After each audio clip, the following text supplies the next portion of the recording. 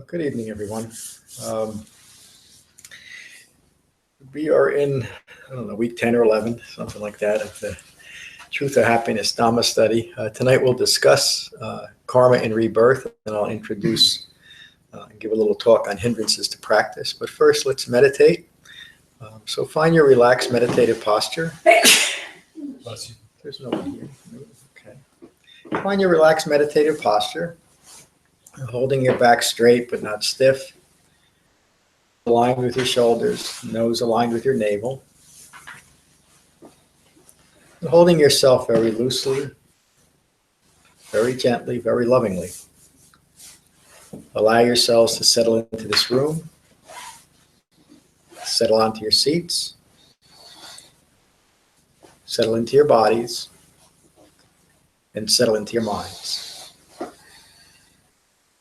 And take a moment to become aware of the sensation of breathing in your body. Just get a feel for what that's like. To be mindful of your breath in your body. And while remaining mindful of your breath in your body, notice that thoughts are flowing. We're conscious beings. Thoughts should be flowing. The purpose of meditation is to not be distracted by our own thoughts. So when you find yourselves caught up in your thinking again, simply acknowledge that and return your mindfulness to the sensation of breathing. I'll repeat that. When you find that you're caught up in your thinking again, simply acknowledge that and return your mindfulness to the sensation of breathing. Putting aside thoughts as they arise, remaining mindful of your breathing. And we'll meditate for 20 minutes with callbacks every 5 minutes.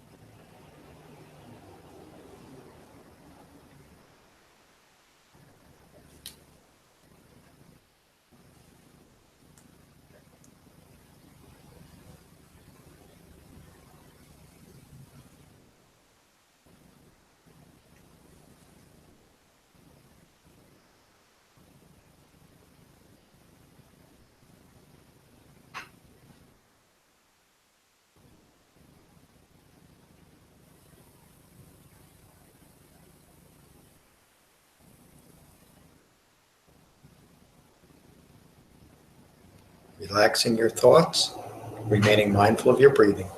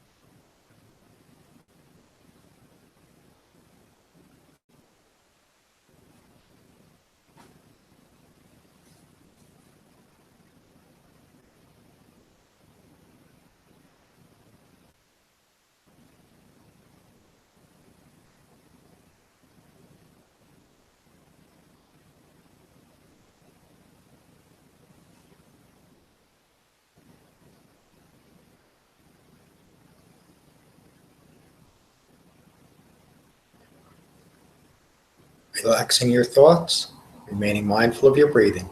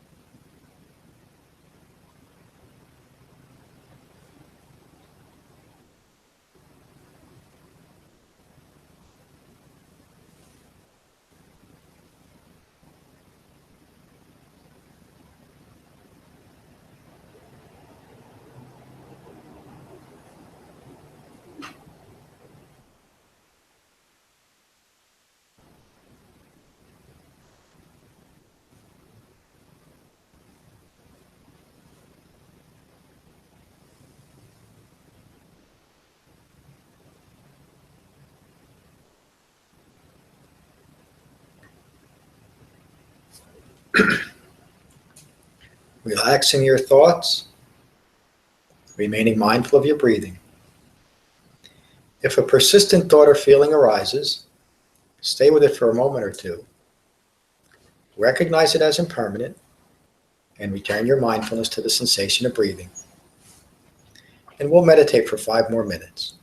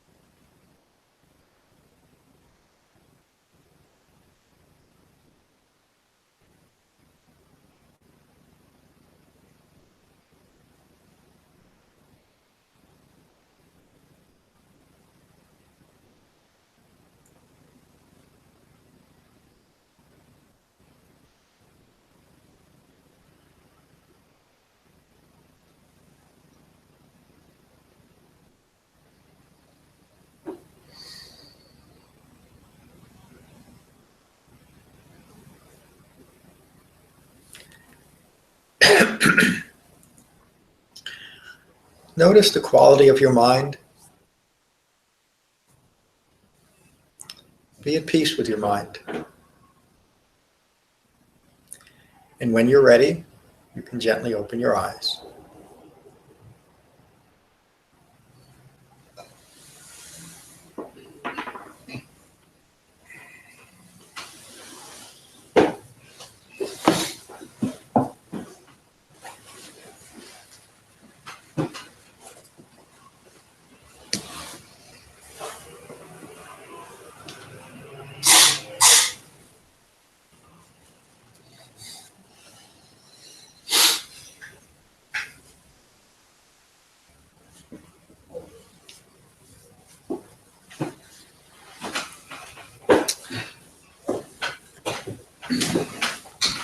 So I'd like to hear how your study of karma and rebirth developed, and if you see the connection between karma and the first noble truth, karma being the experience of dukkha unfolding, and rebirth is the result of craving and clinging, in that craving and clinging rooted in ignorance gives birth, each moment we're giving birth, to another moment that is prone to disappointment and unsatisfactory experiences because of a lack of understanding of the Eightfold Path. And that leads to directly what we just experienced. It's the reason why the Buddha taught meditation, and he taught meditation for deepening concentration and for no other reason. That simple act that we do in meditation, interrupting our thoughts, coming back to this, or I should say recognizing that we're caught up in our thoughts, and coming back to the sensation of breathing, interrupts conditioned thinking, it directly interrupts ignorance, and it directly interrupts the flow of our karma. In other words, the momentum that our karma has developed. And off our cushion, we can take that concentration to deepen that interruption further. And that really is the whole point of everything, is to understand that what we're contributing to our own karma through a distracted mind. And through this meditation practice, deepening concentration, we're able to recognize that process, that ongoing process. And you could really say that that's the sole reason why the Buddha taught meditation, and the sole reason why he taught the Eightfold Path, to interrupt concentration. And it's the reason why the Buddha didn't teach meditation. You can't find any account of the Buddha teaching meditation for any other purpose except to deepen concentration. He didn't teach meditation for analysis or exploration of the body or the breath or concepts.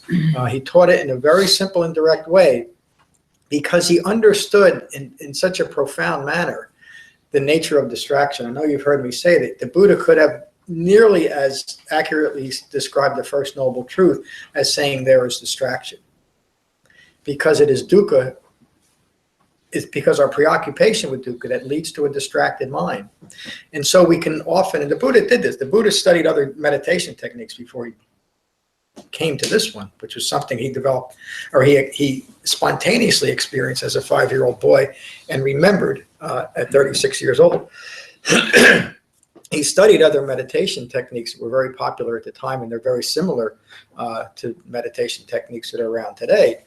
And he rejected them because they didn't lead to the goal. He didn't say that they weren't fun or useful or anything like that. He just said they don't lead to the goal of deepening concentration so that we can understand the nature of suffering. So we can get into using meditation for exploration or analysis or visualization. All those are fine, but there's also a trap there, because they can lead to pleasant feelings. And once we've attained a pleasant feeling, what does it do? It feeds this self-referential self. So, aha, I'm doing something important. Rather than the simple and mundane task of using meditation to deepen concentration, which leads directly to our talk today, interrupting the unfolding of karma. So, Matt, good to see you. Good to see you. Good to see everybody. Looking at karma and rebirth in the context of the First Noble Truth, I think about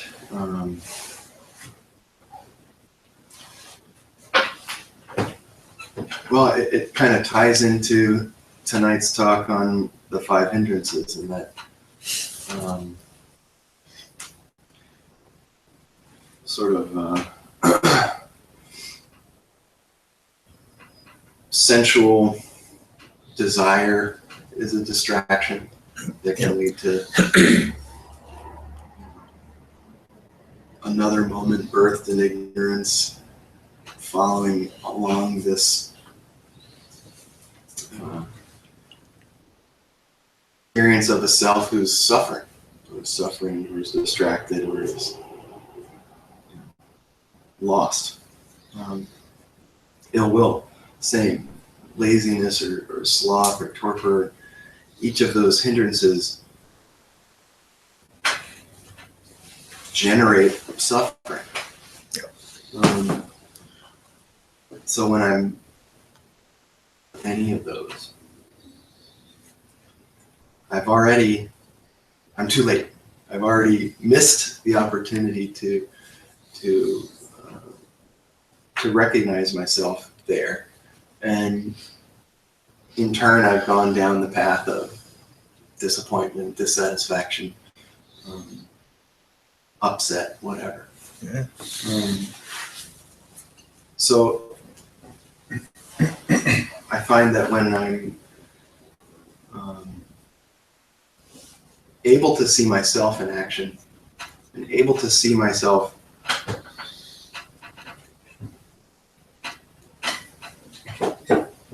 go towards sensual desire or ill will or any of the others, and notice that and say, oh, there I am, there I go. That right there interrupts it. That right there inclines my mind towards the recognition of myself in ignorance. And then I can interrupt that. I can go, okay, well, I was going somewhere where I was going to suffer. And now that I see that, I don't need that. So I think that the thing that's suffering is the thing that's clinging and craving. Yeah. And it's so just insidious and happening at such a pace that it's very hard to catch it. Yeah. And developing the refined mindfulness of meditation and the refined concentration and Shamatha-Vipassana really helps catch it. Yeah, you really touched on it there. It relates to what I just said, though, that it's very hard to catch it. That's why we need a well-concentrated mind. That's the purpose of meditation. Again, the Buddha realized that. That need for constant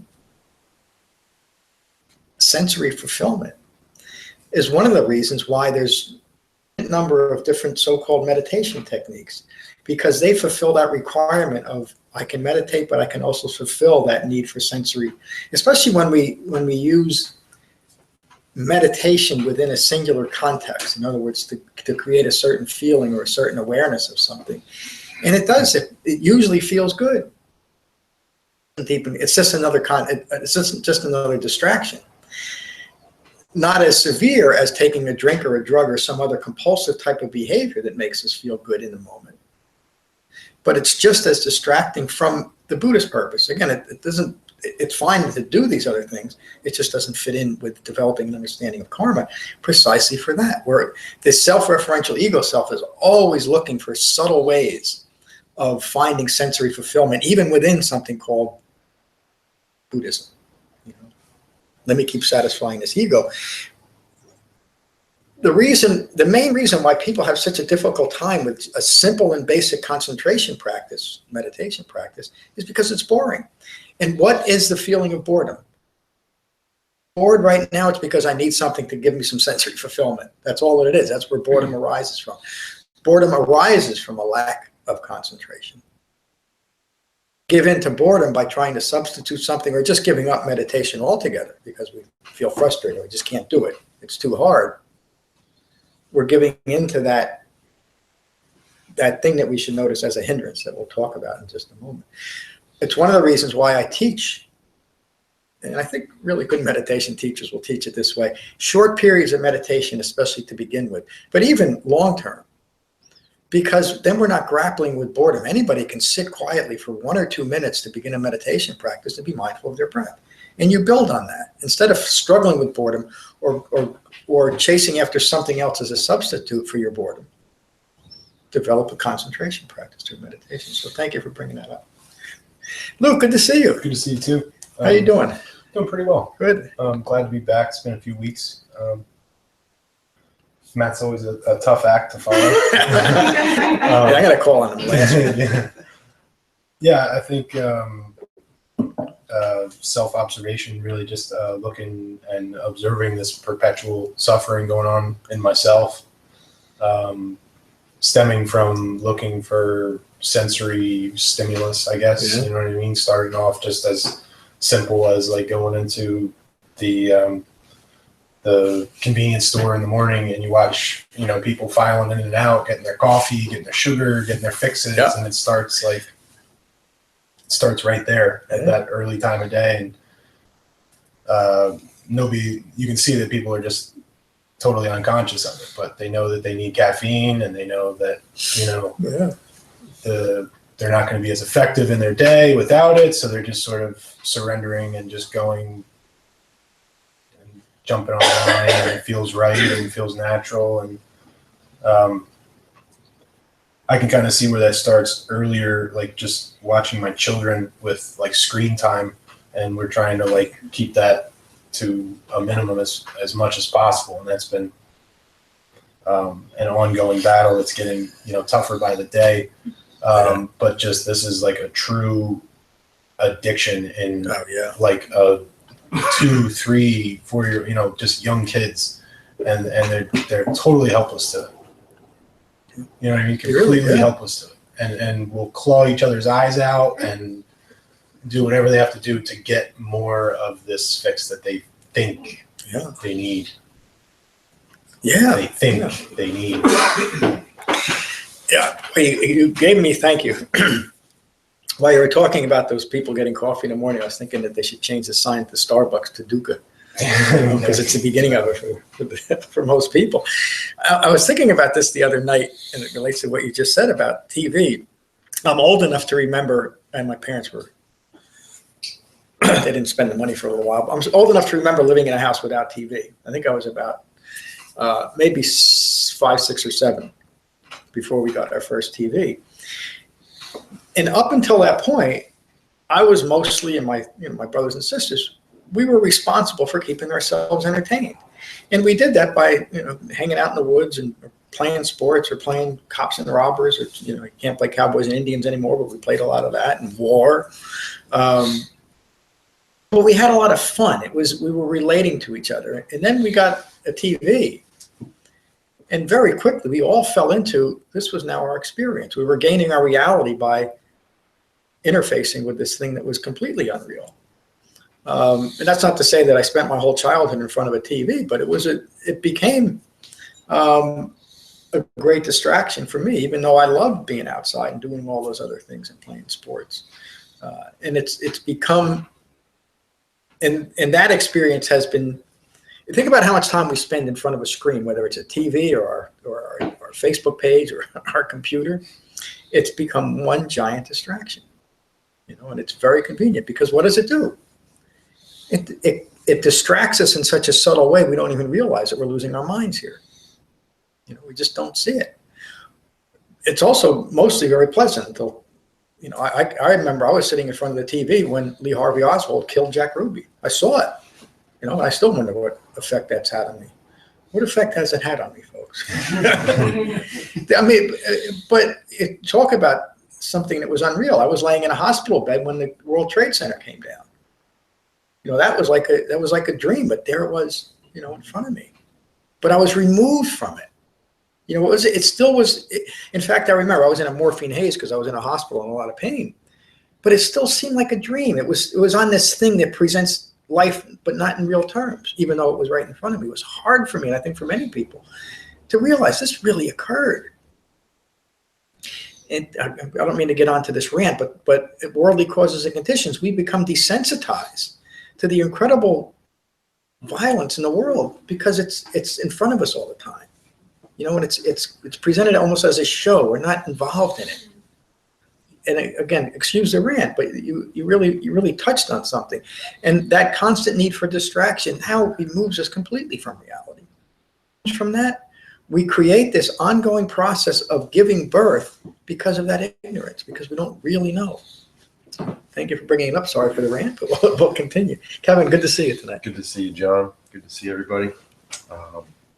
So it's very clear to me, as I sort of undertake the practice, that lack of understanding of the Four Noble Truths, and the First Noble Truth specifically, contributes to karma as I experience it.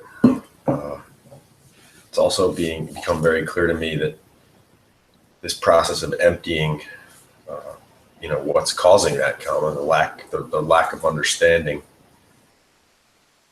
There's a sort of stillness and concentration, as you mentioned, and that is something that I'm seeing moment by moment. It's not very normal to most people, to 99.9% of people I encounter, especially in this life that is unfolding right now because of whatever karma and choices I've made, whether they were out of understanding or not. That sort of budding wisdom that I have, I'm sort of, I'm standing sort of right here, and 99% of the people are just going, okay, let's just, to take the words out of one of the Buddhist sutta, let's just light ourselves on fire. Just go ahead, burn. And I'm not doing that. I'm choosing not to with this practice, with this path. So it's, I don't like to, you hit a word, but I could use a softer word, but, war is a word, and it's a word of sort of dukkha versus this concentration. Yeah. And it's people, it's events, it's things, it's all of it. I'm feeling great, but the world doesn't seem to be agreeing sort of with these choices I'm making, because they're different. They're very different. And I'm I'm pulling out roots everywhere, cutting things off. And it's, well, okay, what's someone that's 30s supposed to do with his life when he's figured this out? Well, probably not going to be anything that's, that most normal people would do. Yeah. So it's fun, but I'd be sitting here and saying, wow, it doesn't get any easier. But I'm not complaining. I'm grateful for it. But it's certainly a big, they're bigger mountains that I'm seeing now. And so I don't know if that makes any sense or not, but I'm not lighting myself on fire anymore. It makes great sense. What's the difference between an awakened, fully mature human being and one that isn't? You can't tell. You can't tell. It looks the same from the outside. And you're still living in the world. And the world will always be part of dukkha. There'll always be unsatisfactory, disappointing experiences, till outright suffering for many, many people over the lifetime. But the Buddha awakened in his mid-30s, didn't he? An incredible life, without craving and clinging for anything. And that's really the example. That's the true meaning of the three refuges. Not that the Buddha was some extraordinary godlike being, but a simple human being who figured it out. And that's the only way he ever described himself, too. He never elevated himself above other human beings or other people that were awakened. In fact, when he talked about arahants, awakened human beings, he says, I'm just like you. I'm just the guy that figured it out first. That's all. So there's some, that the fire discourse, the attachment to passions was taught to show people the result of their craving and clinging, teaching people their karma. Thank you for bringing it up. Good to see you. Ron, good to see you tonight. See you. Well, over the weekend, I had a chance to see some dukkha unfold. I got a nice cold, and it was interesting to go through that with a little bit more concentration than I had before. And I saw it coming, and I saw it moving through my body, and I saw it leaving. And there really wasn't a lot of suffering involved in it, which normally that was the experience. Like there's always a suffering, and just something that happens in the body, there didn't seem to add any karma to what was already unfolding at the time. It was just actually an interesting experience. Meditation still happened. Sometimes you really know where the breath is in the body, where it's not. But it was a good experience. What a great example, too, of remaining mindful of what's occurring, not needing it to be any different. And you said it beautifully in relation to what we're talking about. You didn't contribute to any further, to use the word, negative karma. It didn't have to be any different. This is what it is. It's sickness, aging, death, and it's all part of it. You can't escape it. I'm sorry I interrupted you. No, that's okay. Thank you for that. Melanie, good to see you tonight. How are you? Very good. A couple of comments. I too had the same thought when you started talking about karma and rebirth, and about every morning when I go to this deli and I get my coffee, and how I'm one of those stumblers, you know, and that I know that, like, if I skip a day of doing that, it definitely interrupts, which is good. Like you said, it interrupts and lessens the distraction. And though I still continue to do it most days. Yeah. So it's like that feeding my own dukkha sort of thing and becoming more aware of that. So I think that's a real positive thing. Oh, yeah. And another comment was, I read an article once where they said that part of the brain that, kind of lights up with alcoholism and drug addiction, all that kind of stuff, is the same part of the brain that kind of lights up for screen time. Yeah. And that they've done studies about that. And so it really is an addiction. And it is kind of scary because I sit and I watch my children on screens constantly and feeding their own dukkha now. and I get tension from that, observing them do that and feel out of control. Yeah. Watching them do that and not knowing how to let them contribute to society, but also be aware of themselves and not be kind of feeding that cycle. Well, what great observations. It should be noted here, though, that watching TV or drinking coffee in the morning habitually won't necessarily destroy your life either. Right. Well, I mean, honestly, the whole idea of being mindful and seeing things clearly is knowing what contributes in a general way to people suffering and in an individual way, what contributes to my suffering. The important point is to be mindful of it and then change what you find no longer serves you.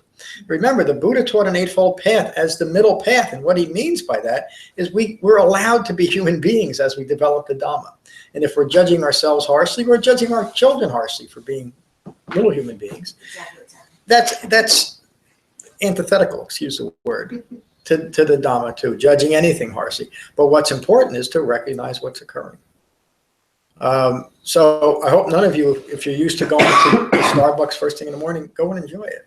But just be mindful of it. That's all. Thank you. Scott, good to see you tonight. See you, John. I don't know, for me, this reading this week was good because kind of cleared up some things for me. I hadn't really seen karma as an aspect of dukkha, and that it kind of hit part of the home doing the reading this week. Good. And just you can either incline your mind towards liberation or towards more karma. Yep. And I've been kind of using it with for me it's Netflix binging at night, and while I'm eating, Netflix binging and eating at night, for some reason I can't, I have trouble with that. So I've been watching it, rise and fall, and just sitting with it.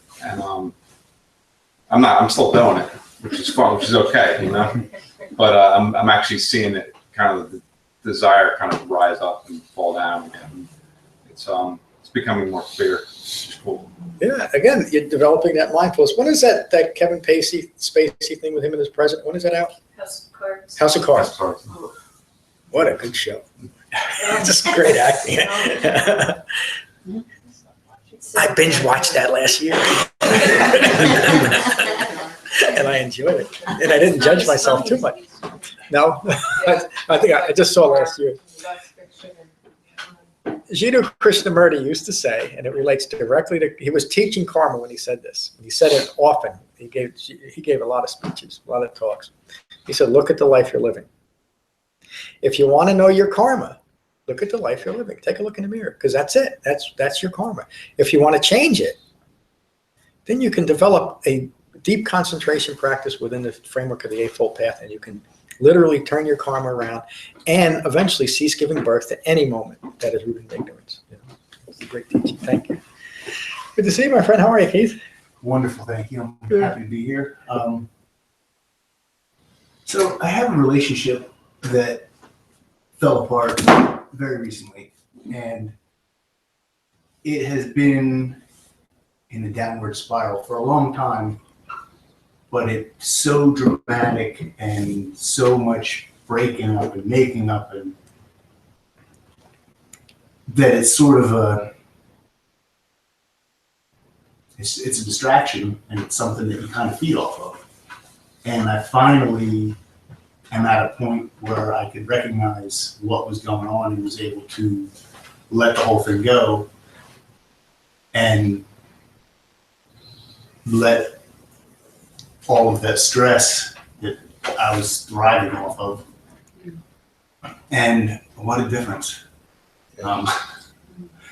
So that's what I got out of it. Just happened to play this, happened to come up around the same time that this whole thing fell apart, and it made a little more sense. What a great way to put it. The stress that you were thriving off of. We don't realize that we do that, but we do. A anatta, self-referential ego self, requires that to continue. Great insight. Thank you for bringing it up too. Diane, good to see you. How are you? I'm happy to be here. Thank you. Glad you're here. Thank you for continuing to be here and do this so steadfastly and consistently. Appreciate it. Can't think of anything else to do. You're not bored, are you? Certainly not here. One of the things that I keep, how do I say this? This is not Buddhist language, okay? Okay. I'm taking it out of that language. But one of the things that I think there are like two. What I keep learning is I can't love anybody until I'm loving myself. Yep. And this understanding that I gain through the practice of meditation in the framework of the Eightfold Path. Well, in the last 2 weeks, gave me a little more understanding of myself than I wanted. And I actually woke up one morning and thought, gee, I'm not who I thought I was. And it was like, well, then who are you? Dukkha, the ego. One of the good things that comes from this too is recognizing ego, and I think you mentioned how insidiously it's interwoven in my, throughout my mind, and the consciousness of loving who I am, and that's not bad. I mean, it's a good thing. The understanding of who I am gives me so much more compassion for other people that I'm less apt to judge.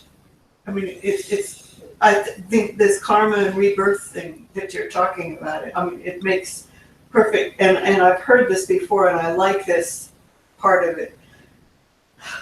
That each day I die 1,000 deaths. And each time I take a breath, I die. And I awaken to new possibilities. And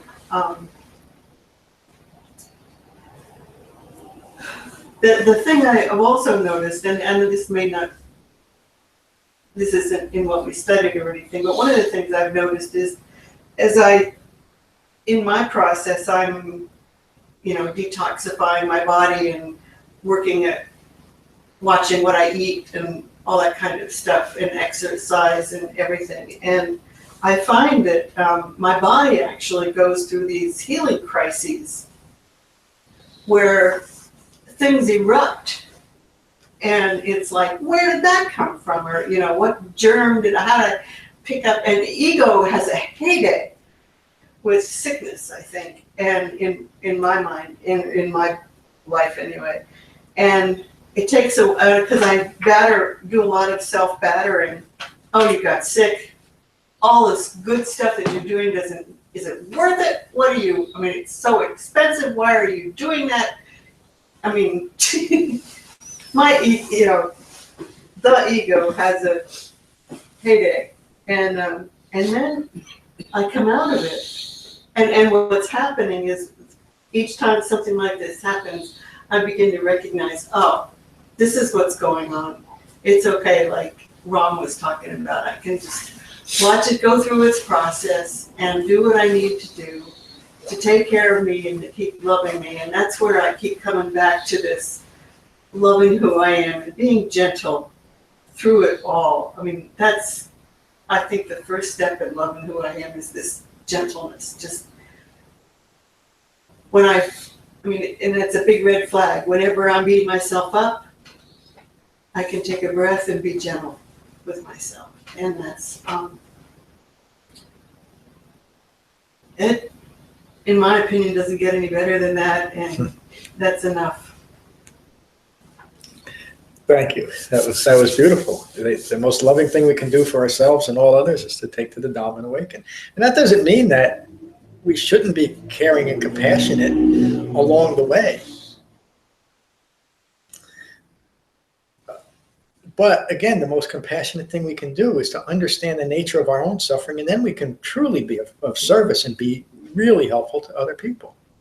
Not much of an account of the Buddha prior to his awakening, but there's no mention of him doing anything except striving for awakening, striving for understanding. And once he awakened, he became, I think, the most compassionate human being that ever lived, because he really understood how to do it. Thank you. On the quick comment on this rant you have of the television, and I hear the father talking about his kids. I work with a lot of older people and talk about addiction. They sit in front of the television from the moment they wake up in the morning till they turn it off at night. Yeah. And that's so sad. I spent part of the afternoon on the phone helping an older person on the phone with Comcast. She heard of an ad of $35 a month for the total TV, computer, phone package, $35 a month, and she was on TV, and it was like, I kept thinking, I guess if you want to sell anything, you have to do it on TV. I understand. My son keeps saying, Mom, we're not going to go back to the covered wagon days. Get used to it. I think your son is right, but it doesn't mean we got to get used to constant distraction. No, it really is a sad thing when you think that many children, their babysitters is the TV or maybe the computer, and 50, 60, 70 years later, you're sitting there in front of the TV again. I remember my grandfather, he retired when he was 65, just a couple years older than I am. And he was a hard-working, kind of busy guy. He enjoyed his cigarettes and his whiskey, but he raised a family, did all those things. He retired, sat down in front of so he loved soap operas. And he spent the next 35 years of his life in front of the TV. Hardly ever did anything. I remember begging him, come outside with me, do something. But it becomes so addictive. Again, there's not an awful lot in our society for older people. Yeah, but there's the Dhamma. They can meditate. Get away from that. So, thank you. Let's get away. Enough about TV and distractions. Mark, good to see you. Good to see you. Good to be here. A word that keeps coming up is something that sticks with me, which is interrupted or interrupting. And as I read through the chapter on karma and rebirth, and also just looking at in my own life where I feel like I've made or where I make the most progress is where I start to interrupting that continuous train of thought. Yeah, so important. And experiencing that spaciousness that comes with that. And in those interruptions is where the different things that we're talking about start to transition from like a logical or even theoretical into a practical and real. Yeah. And it's where I feel it sink in the most and have the biggest impact. So I think the interruptions, no matter how small, is really that opportunity to take that direction towards awakening. Yeah. You know, so I'm just extraordinarily grateful for the interruptions. Yes, and I'm grateful for you pointing that out. It's those very, very small interruptions that are the most important. We tend to overlook them. And even that simple interruption of meditation, reminding ourselves we're caught up in our thoughts, come back to the sensation of breathing. If it lasts for just a split second and we're back in our thoughts again, we've interrupted conditioned thinking, we've interrupted our karma, even just that little bit. And that's enough to build awakening on. You know, it's in those little areas of spaciousness that true insight, and that's what you're describing, true insight arises. It's not in exploration and analysis of all these different things. It's in a quiet, well-concentrated mind that awakening occurs. Thank you. There's nobody behind Scott now. Maura, it's good to see you tonight. How are you? Good to be here. I'm good. Very good. Thank you.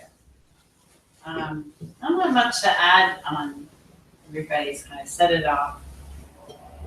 I would say one thing, I just came back from a 4-day retreat that was, I have pictures to show you. I was up at one Dharma and it was snowy and it was really, really beautiful. So quiet up there. And I didn't have any responsibilities. In the past, when I've been up there, I had to I've helped run the retreats, and you have to keep track of the time, people. And it was silent. There was some talking in the teaching, but there was a lot of meditation in it, and there was a lot of silence and discussions and sharing. But what I wanted to say was that experience, I talked to John last night about this, but it talk about like the difference again between intellectual understanding and experiential, like things just seeping deeper in your bones. It becomes so clear in those periods of longer gaps of unplugging, no books, no nothing, a lot of sitting, etc., walking and practicing, just how much stuff does.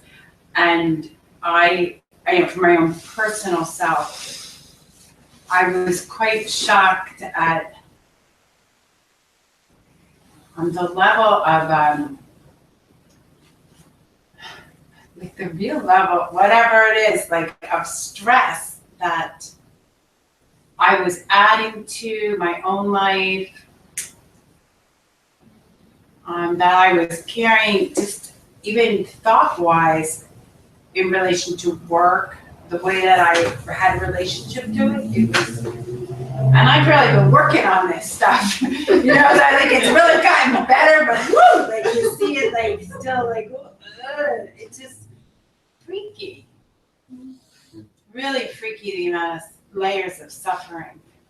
So I wasn't planning on saying all that, but like when I left the retreat, we stopped at a rest stop, and like take this with however you want to take it, but like humanity was, I kind of saw it really raw, and and it was really gross. And I, of course, I like people, I like myself. There's a lot of love and acceptance there, but like seeing it from this unfiltered perspective of talking about like, okay, so wow in the morning, but look at a rest stop and it's just toilets and like food and this. So I think about what I reflected on in that moment is how the Buddha gave those things about like lust and sensual desire, and there's this suggestion to really look at what the body is made of, and really, I was like, I've had a way to do those practices,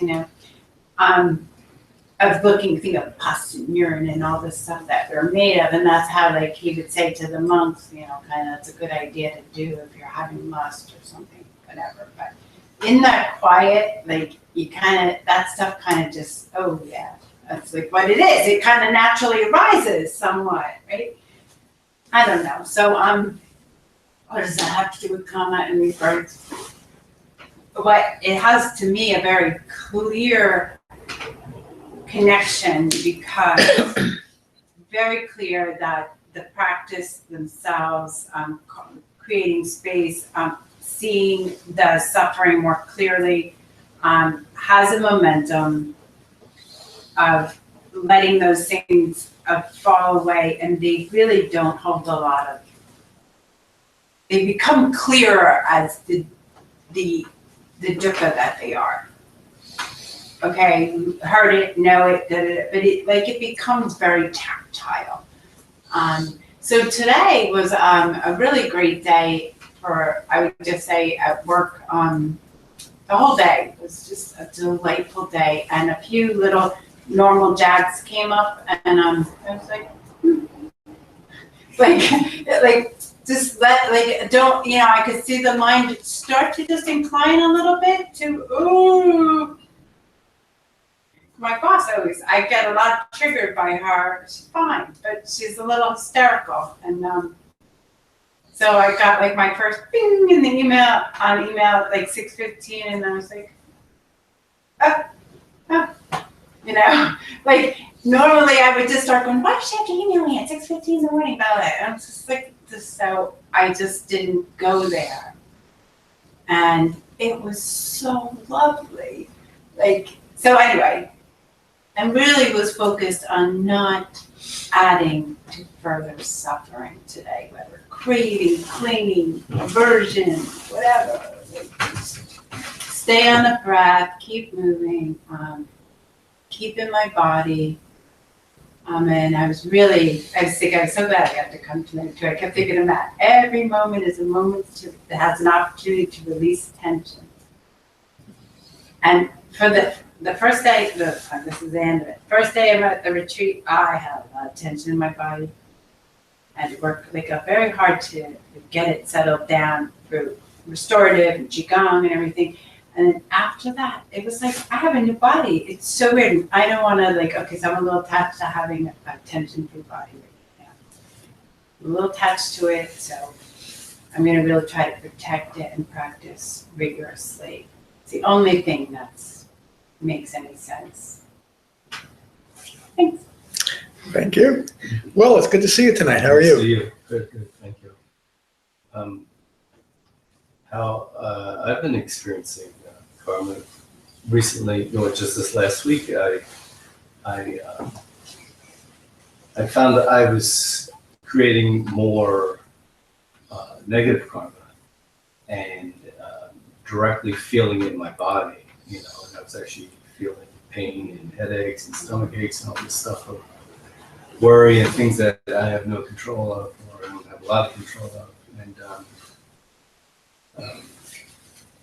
practically what I used, I caught myself and used the medicine that I've been learning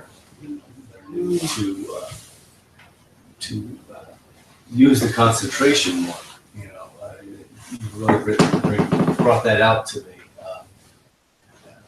Focusing on the concentration as just the stopping point, extending the tool of concentration, Yeah.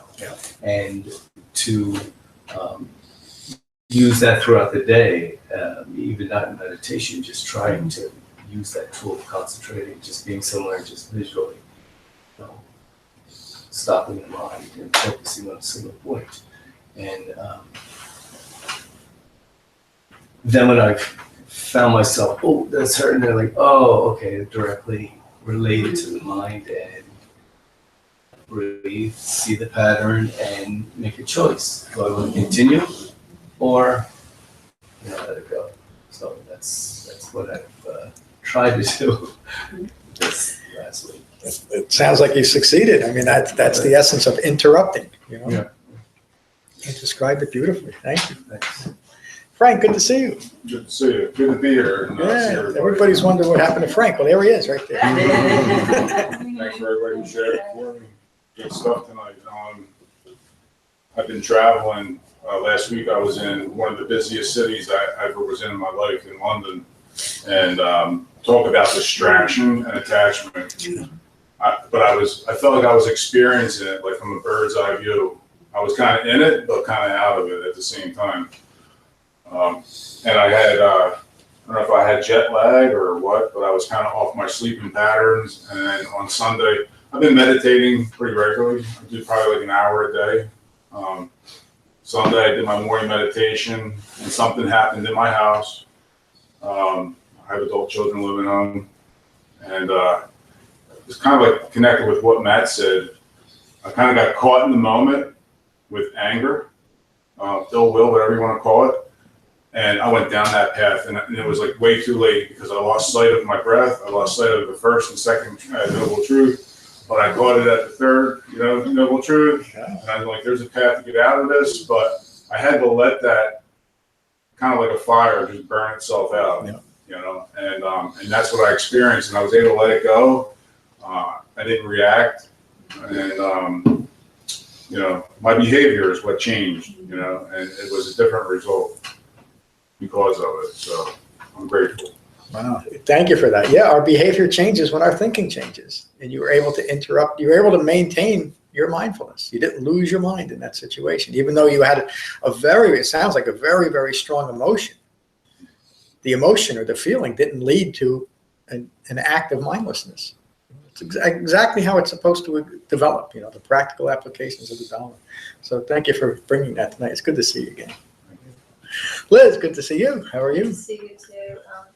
Just to comment on, I don't remember what his name is in the front row. Kevin. Kevin. But I liked what Kevin said because Lorna asked me tonight about,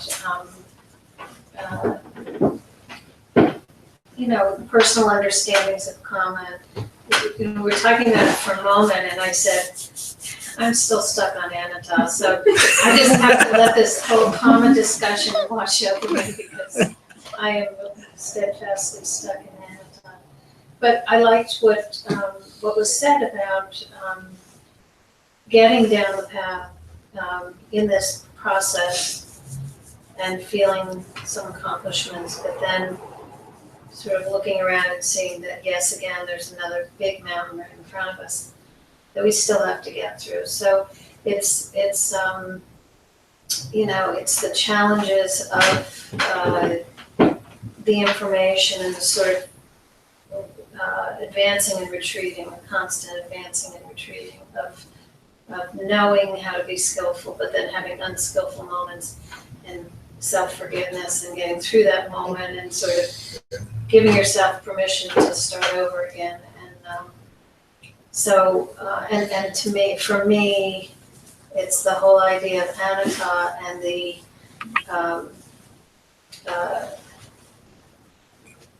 this fear that I'm hanging on to about sort of what's on the other side of that. What happens when you let go of all that?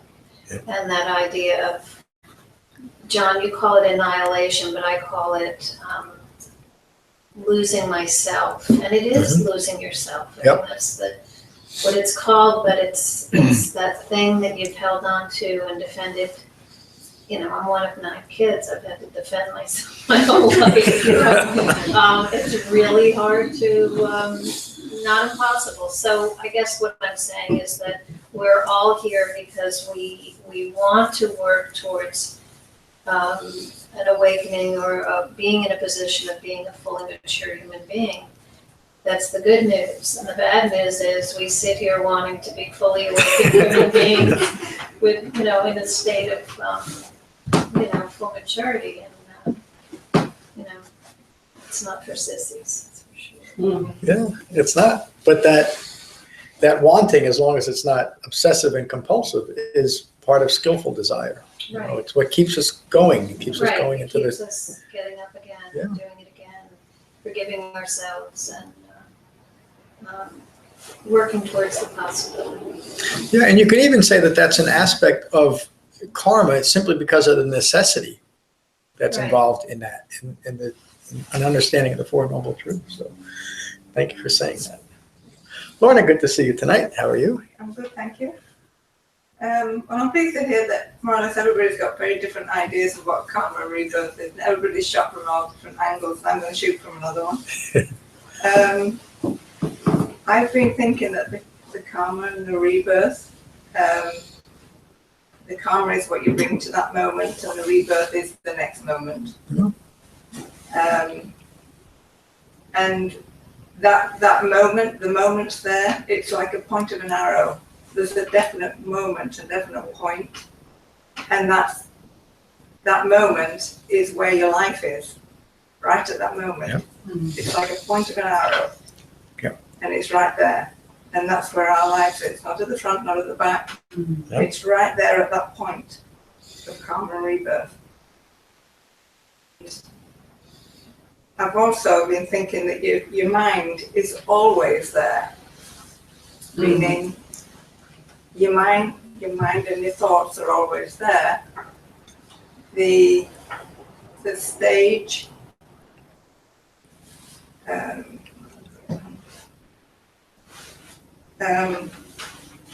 it's even though you move through your life and you have different sceneries throughout your life, different rooms, driving, meeting different people, it's different scenery, but you yourself are always at that point of karma and rebirth. Yep. No matter what's going on outside of yourself. Scenery that moves as we go through our lives is just scenery, but we ourselves are always at the same point at karma and rebirth. Yeah. Wow. Does that make sense? That's just beautiful, Lorna. There's more. Uh-oh. Oh, yay. Okay, could you switch seats? I've just, and then I got to thinking, well, what really pulls us away from that point of moving on to the next moment with awakening in mind? What's the problem? Why don't we do that? And then I thought, well, the problem is what I contribute to my life, which is my ego personality and my 5 clinging aggregates that I've used to create to create this ego, this opinion of myself. And it's when that is on fire or rife or more powerful or whatever, at the point of karma and rebirth, that's when I get off track. Yeah. That's what makes the journey difficult. But that's also what I bring to the table, my karma, my ego and my clinging aggregates are what I bring to the table, which are impermanent. I said I wasn't going to give out any more gold stars, but I have. That what you just finished with your ego, the 5 clinging aggregates, that's all karma. That's all part of it. The ever-changing scenery that you described is an aspect of impermanence and dukkha. That's the dukkha is playing out in that ever-changing scenery. And this moment, every moment in our lives holds the potential to incline our minds towards continuing awakening or through ignorance. And now, since you've been exposed to it, you have to ignore the Eightfold Path to continue your ignorance, which will lead to further suffering. And it really is that simple. We don't really like to look at things in such black and white terms, but it really does come down to what's occurring right now and what am I doing right now to contribute to the next moment in my life. So just to kind of put another touch on another subject with rebirth, and I know I talked about this last week. This is the reason why the Buddha wasn't concerned about future lives stretching on endlessly into the future, because this is a teaching to awaken in this life. So we can do all the kind of things, and there's a lot of teachings about manipulating future lives by doing good things now, and kind of like a Christian type heaven. I'm not against any of that. Got to say that because somebody will send me an email tomorrow. But what the Buddha taught is don't be concerned about what's going to happen years into the future. Be concerned about what's going on in your mind right now. We need concentration. We need concentration. We don't need to be speculating or doing things to improve the quality of my life tomorrow even. What I need to be most concerned about is what's occurring in my mind right now. And you explained that beautifully. Thank you. Bonnie, how are you tonight? Would it be possible to add, because you were kind of touching on this, what you said when you said that, like I was thinking of the firestorm and the house is on fire, like we're all burning. That's been said a couple of times. So that burning and the extinguishing is that, at that moment of that top tip of that arrow, it can either burn and we can see that, or it can be extinguished, and then you're conditioning the next moment. Right, but I think the most valuable thing I think I've said is seeing where your life is. Yep, you have to see that process. Frank described that too. Yeah. That fire of the passion that arose. It's right at that moment, and as that moment passes and upon comes to us, that's where your life is. That's where life is. That's where my life is. Yeah. And I can, by holding on to views or forgetting some views or learning other things, there's a hinge there, which way your mind goes from that point. Yeah, and that is so important to recognize. This is where my life is occurring, right here, right now, not somewhere in the future. So we mentioned the fire discourse twice tonight. The fire discourse is the third teaching the Buddha ever gave, and it describes how dukkha arises. And he gave it, the reason why it's called the fire discourse is he gave it to a group of fire worshippers. And he was just using that as a metaphor for the fire that arises when we give into sensory input, and we want more of that. We create these fires of passion in our minds and in our lives. Another misunderstood and misapplied Buddhist terms is nibbana. And nibbana does not describe some type of Buddhist heaven except in our own minds. Nibbana means extinguished. It means by abandoning craving and clinging, we've extinguished the fires of passion. And that's what the Buddha was trying to teach there. And that's what Lauren is talking about. That's what Frank was talking about. In a very practical way, we're able to interrupt our own contributions to this fire. We can extinguish it. And we can develop nibbana right here, right now. We can interrupt it. Again, we've talked about this. I mean, this is such a useful teaching on karma because we've referred back to interrupting that process. That's exactly what the recognition and understanding of karma and rebirth means. We've gained the ability to interrupt contributing to our own further ignorance, confusion, delusion, and suffering. How? Through a well-developed meditation practice that deepens concentration within that broader framework of the Eightfold Path. That's how we do it. Bonnie, good to see you. Nice to see you too, everybody. Oh, what could be said at this point? I don't know. But Get the puppets. But I think the Eightfold Path, again, for me, is what helps me to interrupt the the five thing aggregates, and I might not be able to let go, but like if you're I always talk about if you're how far are you down the stairwell before is there a way to wrap yourself with the rope and connect to the it's sort of like, because I think for me too, if I'm too far into it, I know and I can see it and then later on so I think the more that I can apply, especially the wisdom factors of the Eightfold Path, then I'm apologizing less and just more full, so that I can step back and then feel more peaceful and right speech and is gone from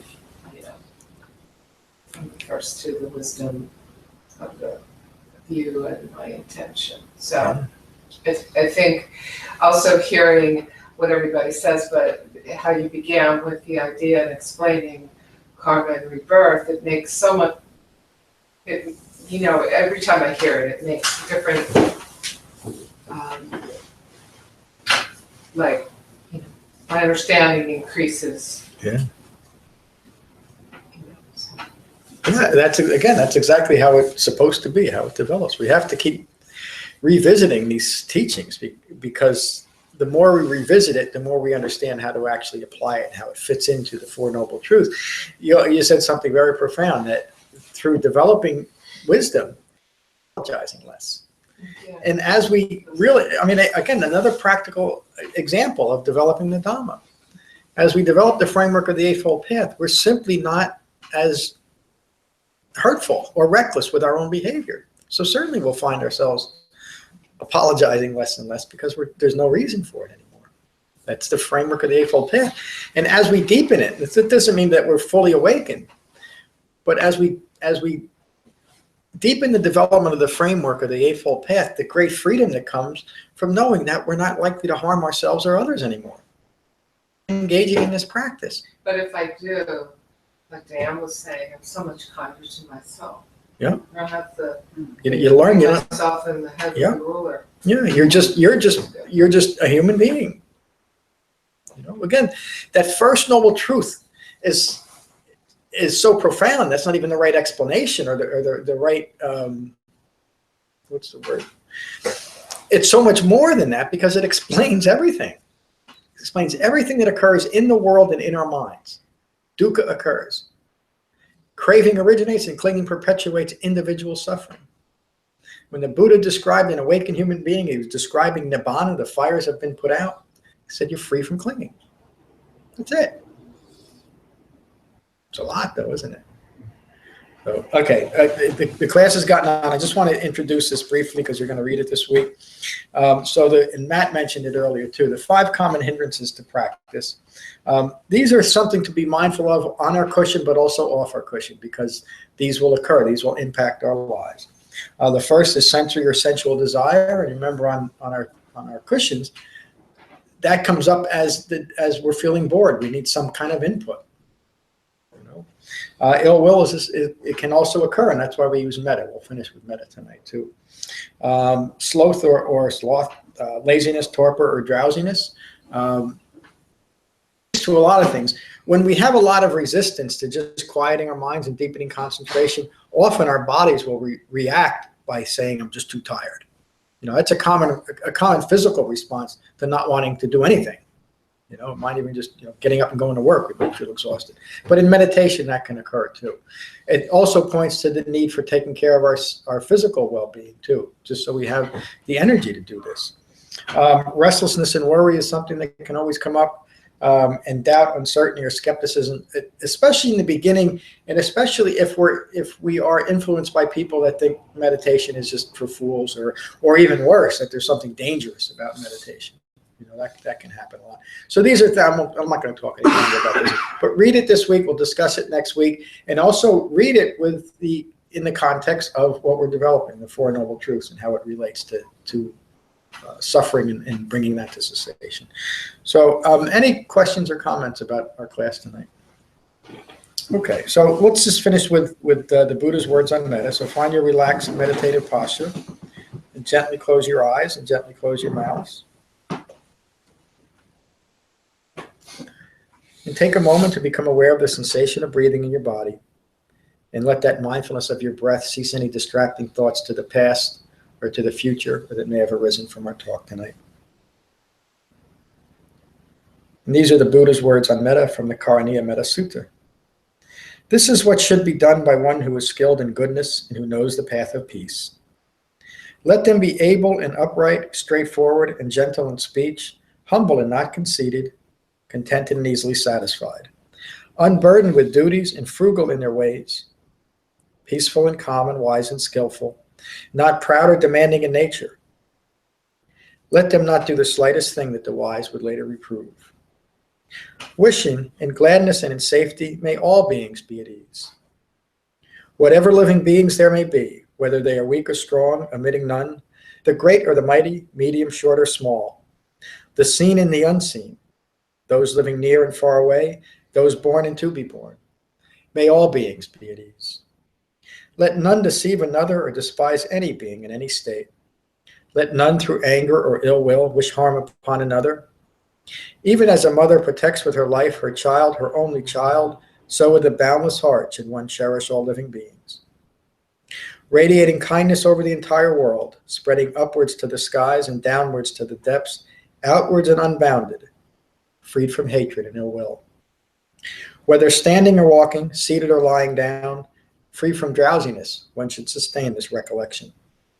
This is said to be the sublime abiding. By not holding to fixed views, the pure-hearted one, having clarity of vision, being freed from all sense desires, is not born again into this world. Thank you all for a wonderful class.